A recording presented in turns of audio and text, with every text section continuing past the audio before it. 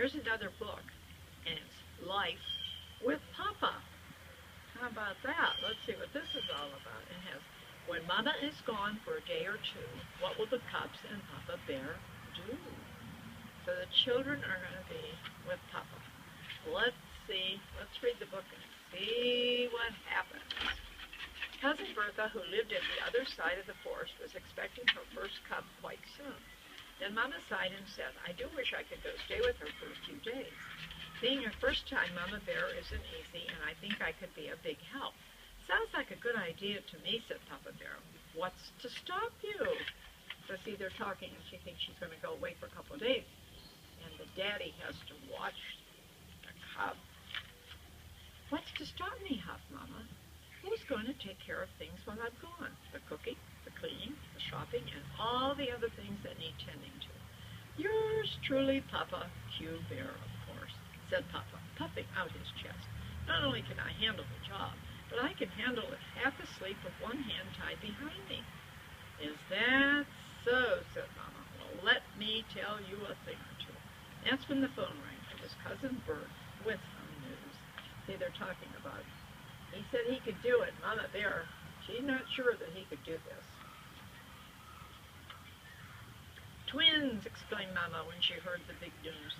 Then as she hung up, she said, that settles it. I will have to spend a few days helping out. As for the things here at home, I'll do what I can before I leave and just hope for the best. Bye, Mama, shouted the cubs as she drove away in the family car. And don't worry, shouted Papa, I can handle things here at home. No trouble at all. This is when she had the phone call, and this is when she's leaving to go and help. Not only that, he added, when Mama was out of sight, I'm going to handle them like they've never been handled before. First, I think I'll give these rugs a good cleaning. Okay, Papa, said the cubs. We'll get the vacuum cleaner. Forget it, said Papa. I'm going to clean them the old-fashioned way. I'm going to get that deep down dirt out with a rug beater. Then he snatched up all the rugs and was out the door. It wasn't until the cubs heard the whack-whack of the rug beater that they remembered something important.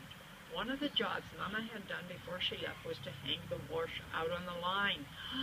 How are you going to clean the rug out on the line if you have clothes hanging on the line? And this is the way they used to clean the rugs. They would hang them out, and they had that like a paddle almost, and you would hit the rug as hard as you could to get the dirt out. And guess what? We have clothes hanging on the line today. How about that? We're reading a story about that, and here we have some. Wait, Papa, wait, they shouted, rushing out the door, but they were too late. Just try to do this with a vacuum cleaner, said Papa. Whacked another cloud of deep down dirt out of the rug. When brother and sister pointed out that the deep down rug dirt is now all over the wash, he said, don't worry, it'll surely rain before Mama comes back, and we'll rinse it all off. Meanwhile, you cubs are in for a treat because it's time for lunch. I'm going to make my triple flip honey mustard pancakes. Honey mustard, they said, each making a face. Can you imagine honey mustard pancakes? Can you see the little rug beater there? That's the way they used to clean rugs when I was little. How about that? But on the third flip, Papa got a little carried away and flipped the pancakes so high they stuck to the ceiling. Uh-oh.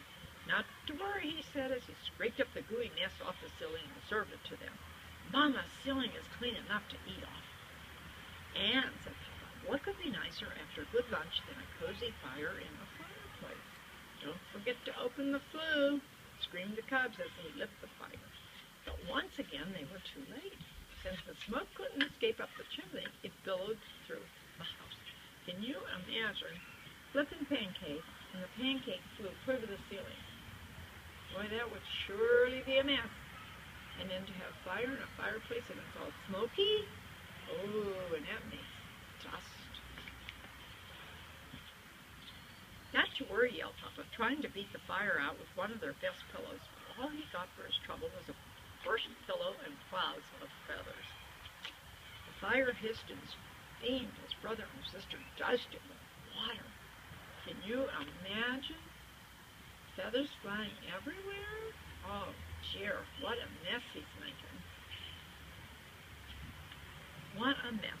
Smoke, feathers, feathers, wet gunk in the fireplace, pancake goo on the ceiling, ooh, dirty wash on the line. That's when the phone rang again. It was Mama. It turned out that Cousin Bertha's neighbors were giving her so much help that Mama wasn't needed. She was starting for home and would arrive soon. Can you imagine what she's going to see when she gets home? Oh boy. What do you think? Is there going to be trouble? When the Bear family's neighbor, Mr. Skunk, saw smoke and feathers billowing from the tree house windows, he knew something must be very wrong and came over to offer his help. "We're beyond help," said Papa Bear.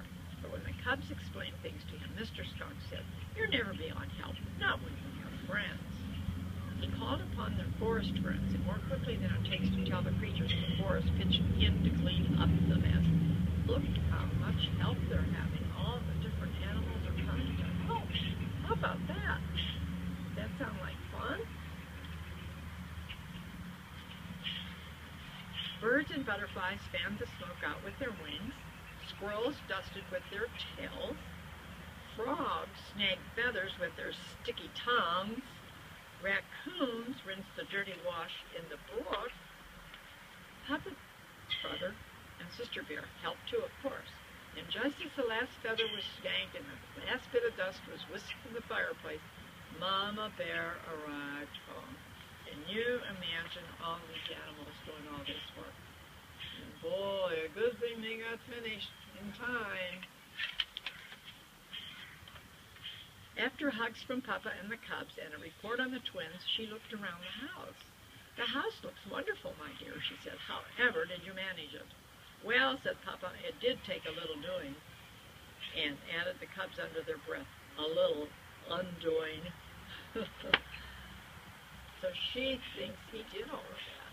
And here he had a lot of help. Thank goodness for neighbors if they come and help. Isn't that right?